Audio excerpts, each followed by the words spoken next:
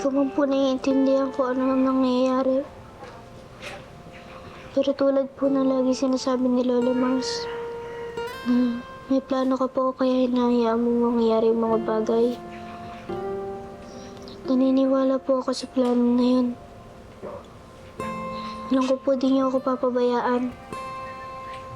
At alam ko po nabibigyan niyo ako ng lakas ng loob. Salamat po. Hindi pa rin ako makapaniwala na wala na si Lolo Mars. Sana panaginip na lang ang lahat. Sana walang taong umaalis. Walang taong namamatay at nawawala. Pero kailangan kong tanggapin ang realidad na lahat ng tao at bagay ay may katapusan. Chona, ano ba naman? Tingnan mo naman yung kaaway mo. Bata.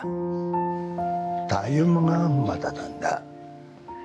Tayo ang dapat makapag-unawa ng tao. Sorry na po, Manang Chona. Lola Mars!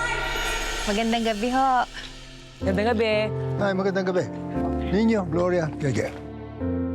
Mama, pwede mo na po ba akong maiwan dito kay Lola Mars? O sige, sunduin ka na lang namin mamaya, ha? Hindi niyo siya kailangan sabihin. Ako na lang mag-ahatid sa kanya. Ay, naku, nakakahiya naman, no?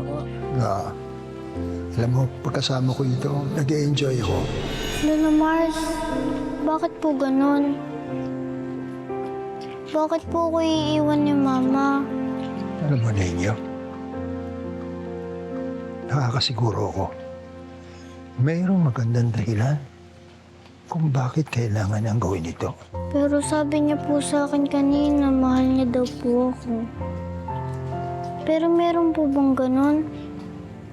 Mahal ako pero aalis siya.